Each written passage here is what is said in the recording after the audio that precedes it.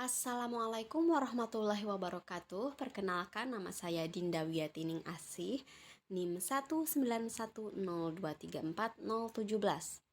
Baik, pada kesempatan kali ini saya akan menjelaskan mengenai penyusunan alat ukur hasil pembelajaran seni budaya pada ranah afektif. Hal pertama yang harus kalian lakukan adalah menentukan kompetensi dasar.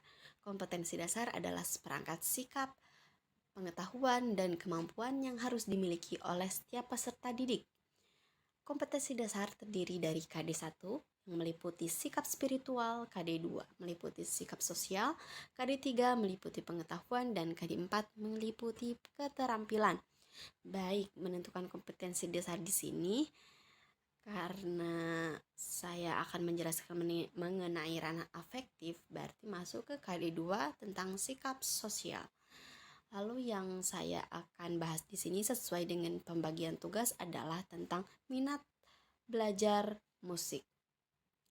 Lalu saya mengambil contoh KD 2.2, minat belajar musik pada lagu daerah Manuk Dadali sesuai dengan instruksi tugas yang mana membawakan bidang drama tari musik dari daerah masing-masing.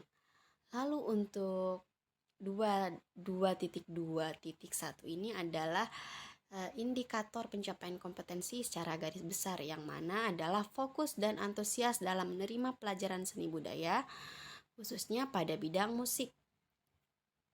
Setelah itu, langkah yang harus kalian lakukan adalah menjabarkan kompetensi dasar ke indikator pencapaian kompetensi. Karena tadi KD-nya saya memilih 2.2, minat belajar musik pada lagu daerah Manuk Dadali, maka indikator pencapaiannya adalah yang pertama, disiplin dalam mengikuti pembelajaran musik. Yang kedua, fokus dan antusias dalam menerima pembelajaran musik dan mengerjakan tugas atau soal latihan. Lalu kriteria penilaiannya, di sini ada indikator aspek dan skor. Untuk indikator aspeknya sendiri, yang pertama adalah masuk kelas musik lagu daerah tepat waktu. Skornya ada 1-4. Lalu yang kedua, mengerjakan dan mengumpulkan soal latihan di kelas tepat waktu. Lalu mengumpulkan tugas dan pekerjaan rumah tepat waktu. Dan yang ketiga, berani menunjukkan bakat dan kemampuan yang dimiliki. Itulah kira-kira hal yang mendekati yang mampu mengukur minat belajar siswa pada pembelajaran musik. Yang mana untuk keterangan skor sendiri ada 1-4. Jika skornya 1 maka tidak pernah. Maka jika skornya 2 yaitu jarang. Jika skornya 3 artinya sering. Dan jika skor 4 artinya selalu.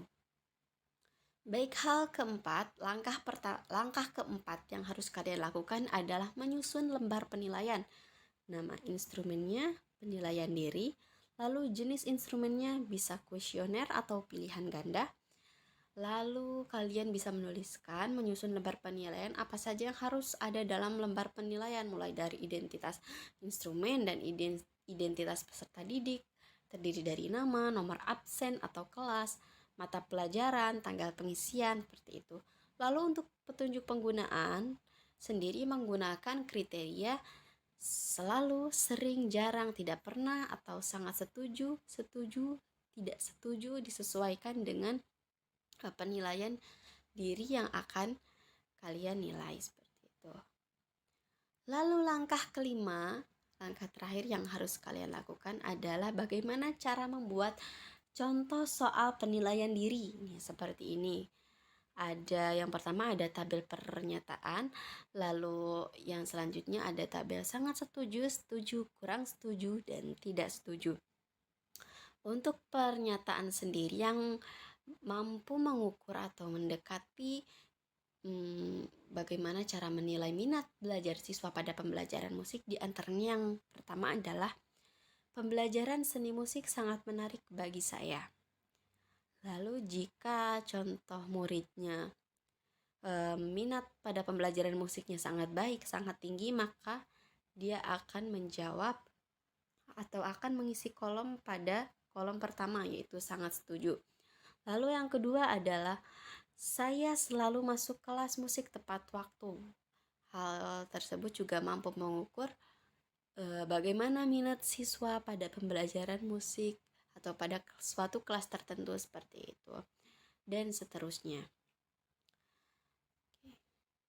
Begitulah hal yang dapat saya sampaikan dan yang dapat saya jelaskan mengenai bagaimana cara menyusun instrumen pembelajaran seni budaya pada ranah afektif. Sekian dan terima kasih, semoga bermanfaat.